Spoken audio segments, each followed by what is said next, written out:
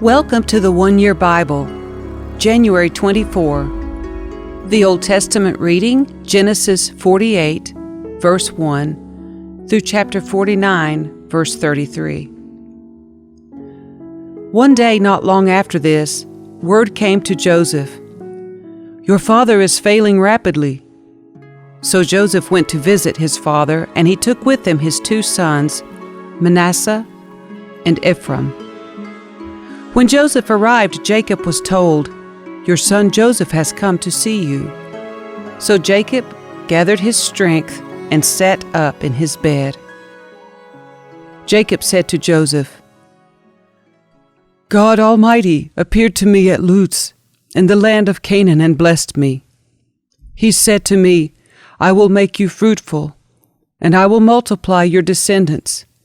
I will make you a multitude of nations, and I will give this land of Canaan to your descendants after you as an everlasting possession.' Now I am claiming as my own sons these two boys of yours, Ephraim and Manasseh, who were born here in the land of Egypt before I arrived. They will be my sons, just as Reuben and Simeon are. But any children born to you in the future will be your own, and they will inherit land within the territories of their brothers, Ephraim and Manasseh. Long ago, as I was returning from Padan Aram, Rachel died in the land of Canaan. We were still on the way some distance from Ephrath, that is Bethlehem. So with great sorrow I buried her there beside the road to Ephrath." Then Jacob looked over at the two boys. "Are these your sons?" he asked. "Yes," Joseph told him. "These are the sons God has given me here in Egypt." And Jacob said, "Bring them closer to me so I can bless them." Jacob was half blind because of his age and could hardly see, so Joseph brought the boys close to him, and Jacob kissed and embraced them. Then Jacob said to Joseph, "I never thought I would see your face again, but now God has let me see your children too." Joseph moved the boys, who were at their grandfather's knees, and he bowed with his face to the ground. Then he positioned the boys in front of Jacob. With his right hand he directed Ephraim toward Jacob's left hand, and with his left hand he put Manasseh at Jacob's right hand. But Jacob crossed his arms as he reached out to lay his hands on the boys' heads. He put his right hand on the head of Ephraim, though he was the younger boy, and his left hand on the head of Manasseh, though he was the firstborn. Then he blessed Joseph and said, "May the God before whom my grandfather Abraham and my father Isaac walked, the God who has been my shepherd all my life to this very day, the angel who has redeemed me from all harm, may he bless these boys. May they preserve my name and the names of Abraham and Isaac, and may their descendants multiply greatly throughout the earth." But Joseph was upset when he saw that his father placed his right hand on Ephraim's head. So Joseph lifted it to move it from Ephraim's head to Manasseh's head. "No, my father," he said, "this one is the firstborn. Put your right hand on his head." But his father refused. "I know, my son, I know," he replied. "Manasseh will also become a great people, but his younger brother will become even greater, and his descendants will become a multitude of nations." So Jacob blessed the boys that day with this blessing. "The people of Israel will use your names when they give a blessing. They will say, 'May God make you as prosperous as Ephraim and Manasseh.'" In this way Jacob put Ephraim ahead of Manasseh. Then Jacob said to Joseph, "Look, I am about to die, but God will be with you and will take you back to Canaan, the land of your ancestors. And beyond what I have given your brothers, I am giving you an extra portion of the land that I took from the Amorites with my sword and bow." Then Jacob called together all his sons and said, "Gather round me, and I will tell you what will happen to each of you in the days to come. Come and listen, you sons of Jacob. Listen to Israel, your father. Reuben, you are my firstborn, my strength, the child of my vigorous youth. You are first in rank and first in power. But you are as unruly as a flood, and you will be first no longer, for you went to bed with my wife. You defiled my marriage couch. Simeon and Levi are two of a kind. Their weapons are instruments of violence. May I never join in their meetings. May I never be a party to their plans. For in their anger they murdered men, and they crippled oxen just for sport. A curse on their anger, for it is fierce. A curse on their wrath, for it is cruel. I will scatter them among the descendants of Jacob. I will disperse them throughout Israel. Judah, your brothers will praise you. You will grasp your enemies by the neck. All your relatives will bow before you. Judah, my son, is a young lion that has finished eating its prey. Like a lion he crouches and lies down. Like a lioness, who dares to rouse him?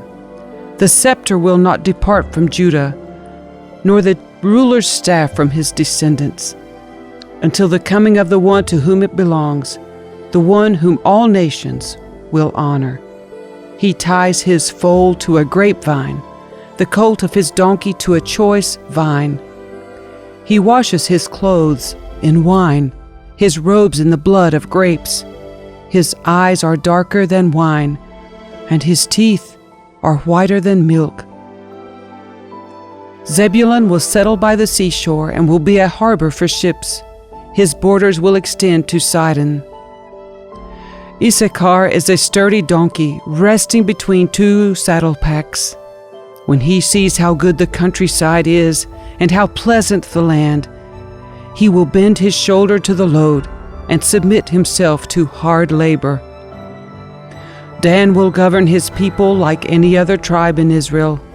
Dan will be a snake beside the road, a poisonous viper along the path that bites the horse's hooves, so its rider is thrown off. I trust in you for salvation, O Lord. Gad will be attacked by marauding bands, but he will attack them when they retreat. Asher will dine on rich foods and produce food fit for kings. Naphtali is a doe set free that bears beautiful fawns.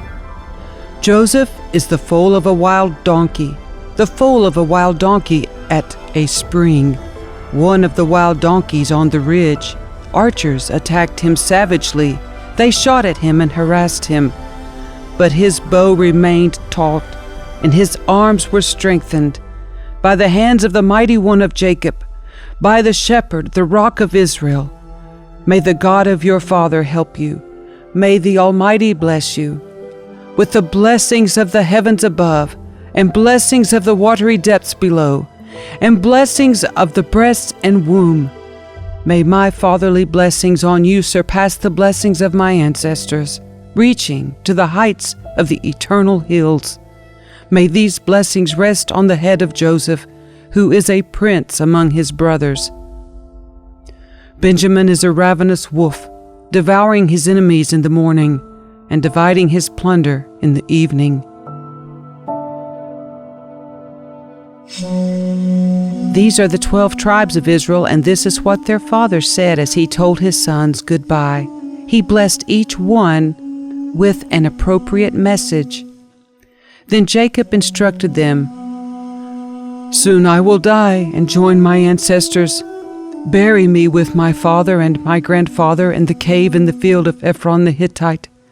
This is the cave in the field of Machpelah, near Mamre and Canaan, that Abraham bought from Ephron the Hittite as a permanent burial site.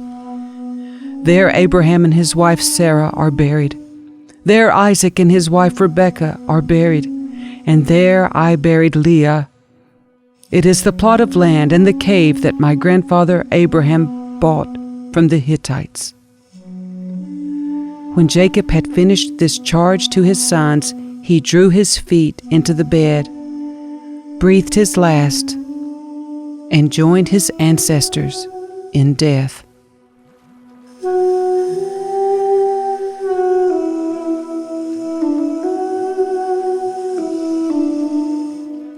The New Testament reading, Matthew chapter 15, verse 29 through chapter 16, verse 12.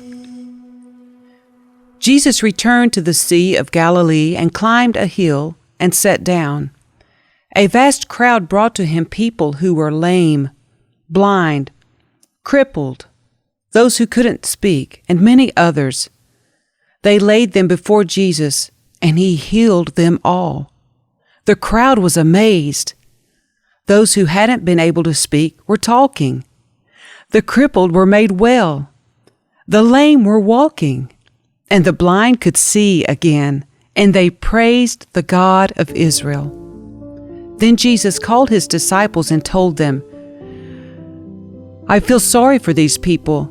They have been here with me for 3 days, and they have nothing left to eat.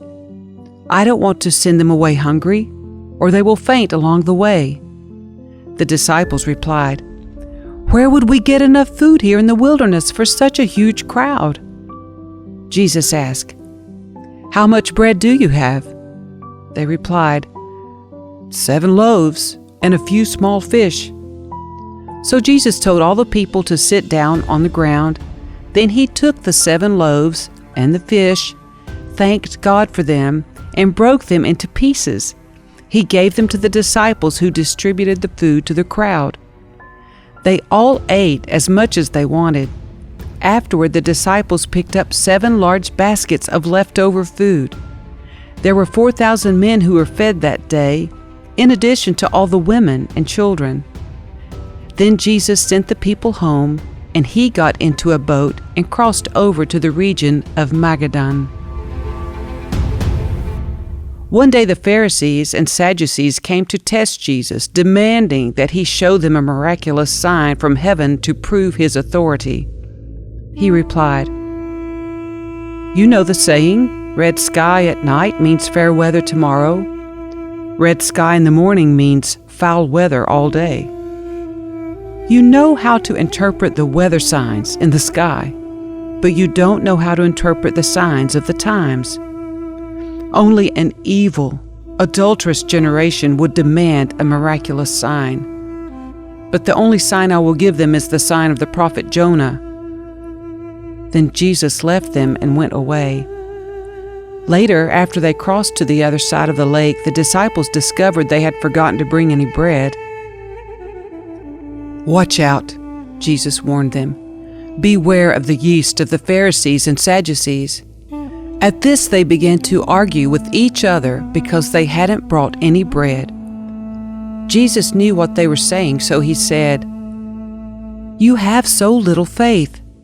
Why are you arguing with each other about having no bread? Don't you understand even yet?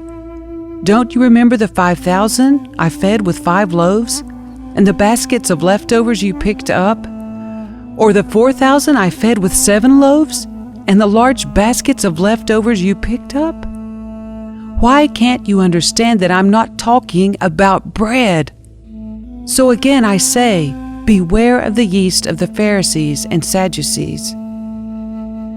Then at last they understood that he wasn't speaking about the yeast in the bread, but about the deceptive teaching of the Pharisees and Sadducees.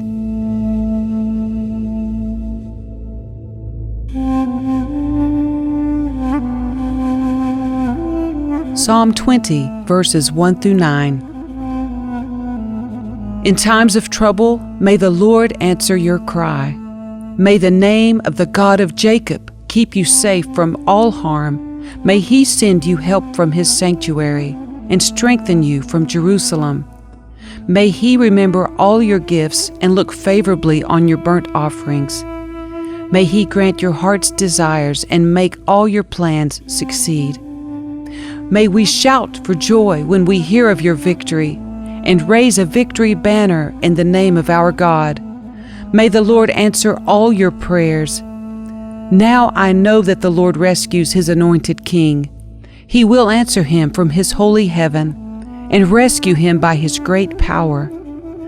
Some nations boast of their chariots and horses, but we boast in the name of the Lord our God.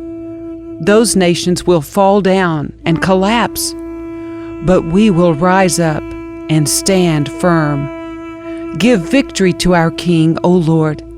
Answer our cry for help.